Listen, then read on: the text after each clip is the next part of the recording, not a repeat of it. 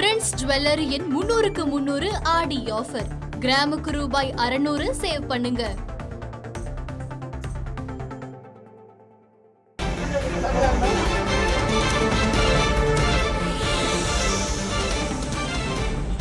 தற்போது நம்முடைய இணைப்பில் திமுக வழக்கறிஞர் திரு சரவணன் இணைந்திருக்கிறார். சார் வணக்கம். திரு சரவணன் இணைப்புல இருக்கீங்க? இருக்கேன், சொல்லுங்க. வணக்கம். தற்போது எதிர்க்கட்சி தலைவர் உதயநிதி ஸ்டாலின் கைது செய்யப்பட்டு அழைத்து செல்லப்பட்டு கொண்டிருக்கிறார். நீங்களும் அவருடன் தான் இருக்கீங்க. வண்டலூர் கேளம்பாக்கம்ல இடையே பேரிகார்டு போட்டு நிறுத்தினதாகவும் செய்திகள்ல பார்த்தோம். தற்போது எங்கு சென்று கொண்டிருக்கிறீர்கள்? இப்போ இங்க செங்கல்பட்டு அருகிலே என்னன்னா மீடியா வாகனங்களே வரக்கூடாதுன்னு சொல்லி ஸ்டாப் பண்ணிட்டு இருக்காங்க. பொது இடம், இதை யாரையும் தடுக்கக்கூடிய உரிமை உங்களுக்கு அதிகாரிகளுக்கு கிடையாது.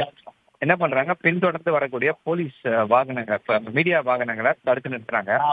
மீடியா கிட்ட அவர் பேசக்கூடாது, மீடியா கிட்ட எந்த கருத்துக்களையும் தெரிவிக்க கூடாதுன்னு சொல்லி தொடர்ந்து அதற்கு முட்டுக்கட்டை போடும் வகையில நடந்து கொண்டிருக்கிறார்கள். இது ஒரு எதேச்சதிகார அரசுடைய செயல்பாடாகத்தான் இது இருக்கிறது.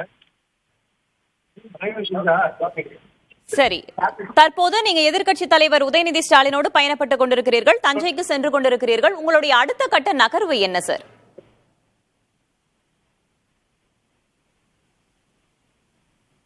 திரு சரவணன் இணைப்புல இருக்கீங்க?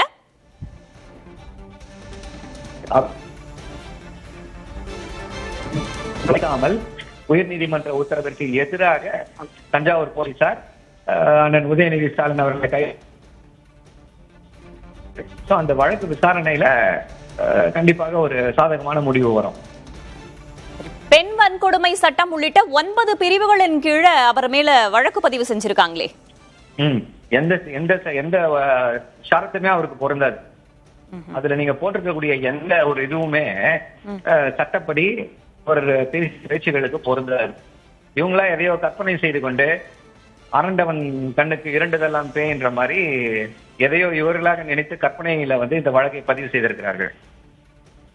முன்னதாக அவருடைய இல்லத்துல கைது செய்வதற்கு முன்னதாக பேசும்போது நீங்களும் உடன் இருந்தீர்கள். காவல்துறை சார்பில் என்ன சொன்னாங்க? உங்க தரப்புல என்ன சொல்லியிருந்தீங்க? காவல்துறை சார்பில் உயர்நீதிமன்றத்துல முறையிட போகிறோம், இந்த மாதிரி இருக்கு, கொஞ்சம் வெயிட் பண்ணுங்க அப்படின்றத சொன்னோம். அவங்க அதை ஏற்றுக்கொள்ள மாட்டாங்க. அதே போல அவருக்கு ரெடியாகி வரணும். நீங்க தஞ்சாவூர்ல இருந்து வந்திருக்கீங்கன்னா ஜஸ்ட் லைக் தட் எந்திரிச்சு வர முடியாது. ரெடியாகி வரணும்னு சொல்லி கொஞ்சம் டைம் கேட்டு அவர்கள் படுக்கை அறை வரைக்கும் வந்துட்டாங்க. இவ்வளவு மோசமான ஏதோ ஒரு பெரிய ஒரு தீவிரவாதியை நடத்துவது போலதான் நடத்தினாங்க. ஒரு 1000 போலீசார் இந்த வீட்டுக்கு வந்துட்டாங்க. யாரையும் உள்ள விடாம நீங்க வந்தே ஆகணும்னு சொல்லி படுக்கை அறை கதவை தட்டுற லெவல்ல தான் இருக்காங்க இன்னைக்கு இந்த காவல்துறை அதிகாரிகள். ஏற்கனவே திமுகவின் அனிதா ராதாகிருஷ்ணன் அவர்களும் கைது செய்யப்பட்டிருந்தார். அதற்கு பிறகு நீதிமன்றம் ஒரு முடிவை எடுத்தது. தற்போது நீங்கள் சென்று கொண்டிருக்கும் நிலையில நீதிமன்றம் என்ன மாதிரியான முடிவை எடுக்கும் என்பது உங்களுடைய எதிர்பார்ப்பு? இதுல என்ன அஃபென்ஸ் மேட் அவுட் ஆகுதுன்னு கேக்குறோம். நீங்க ஒரு குற்றம் சுமத்ததா சொன்னீங்க அப்படின்னா இந்த குற்றம் நடந்திருக்கும், இந்த குற்றம் இவர் பேசின பேச்சுல இந்த குற்றம் நடந்திருக்குன்னு சொல்லி சொன்னோம். என்ன குற்றம் நடந்திருக்கு? என்ன பேச்சு தவறான பேச்சு? ஒரு பேச்சும் இல்ல. சோ இவர்களுடைய அரசியல் நோக்கத்திற்காக செய்யப்பட்டிருக்கக்கூடிய கைது இது. இதெல்லாம் தமிழ்நாட்டு மக்கள் இதை பார்த்து கொண்டுதான் இருக்கிறார்கள். நீங்கள் எதிர்க்கட்சி தலைவர் உதயநிதி ஸ்டாலினோடு பயணப்பட்டுக் கொண்டிருக்கிறீர்கள். அவர் என்ன சொல்கிறார்? அவர் எப்படி பார்க்கிறார் இதெல்லாம்? இல்ல, எதனாலும் ஃபேஸ் பண்ணலான்றார். எதனாலும் ஃபேஸ் பண்ண தயாரா இருக்க. நான் ஓடி ஒளிபவன் அல்ல அப்படின்றத தெளிவா சொல்லியிருக்காரு, பேட்டியில சொல்லியிருக்காரு. அதைதான் இங்கேயும் சொல்லியிருக்காரு. நீங்க சட்டப்படி எடுக்கக்கூடிய முயற்சிகளை நீங்க எடுங்க, எந்த அடக்குமுறைனாலும் அதை ஃபேஸ் பண்ண தயாரா இருக்கேன் அப்படின்றாரு. கைதை தொடர்ந்து தமிழகத்துடைய பல்வேறு பகுதிகளிலையும் திமுகவினர் போராட்டங்கள்ல ஈடுபட்டு வராங்க. இது ஒரு புறம் இருக்கு. அதற்கு எதிர் போராட்டத்தை தாவேகாவும் முன்னெடுத்திருக்கு. சில இடங்கள்ல இனிப்பு வழங்கியும் தாவேகாவினர் கொண்டாடி வராங்களே. இப்போ தாவேகாவினர் முக்கியமான பிரச்சனை காவேரி பிரச்சனை. காவேரி பிரச்சனைக்கு போராட சொன்னா எதற்கு போராடி கொண்டிருக்கிறார்கள்? யாருக்காக போராடி கொண்டிருக்கிறார்கள்? இந்த மக்கள் இந்த கேள்வியை கண்டிப்பா தமிழ்நாட்டு மக்கள் கேட்பாங்க. நன்றி திரு சரவணன், இணைப்பில் வந்தமைக்கு நன்றி. திரு சரவணன் தற்போது எதிர்க்கட்சி தலைவர் உதயநிதி ஸ்டாலின் கைது செய்யப்பட்டு அழைத்து செல்லப்பட்டுக் கொண்டிருக்கும் அந்த வாகனத்திலேயே பயணிக்கும் போதே நம்மிடையே பேசியிருக்கிறார். சட்ட ரீதியாக எதிர்கொள்வோம், இதில் நீதிமன்றம் கைது செய்வதற்கான எந்த ஒரு முகாந்திரமும் கிடையாது என்பதான கருத்தை அவர் இணைப்பில் தெரிவித்திருக்கிறார்.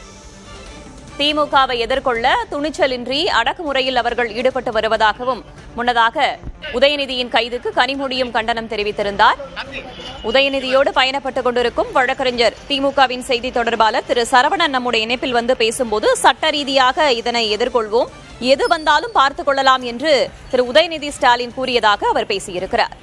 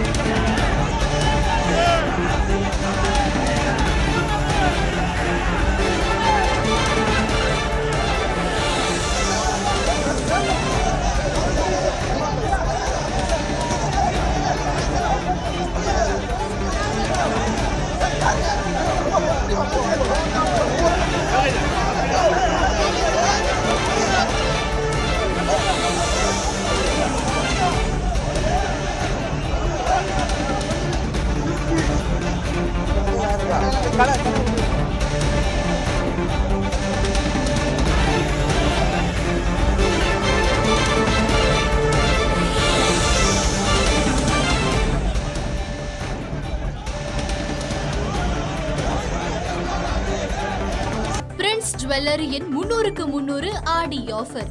கிராமுக்கு ரூபாய் 600 சேவ் பண்ணுங்க.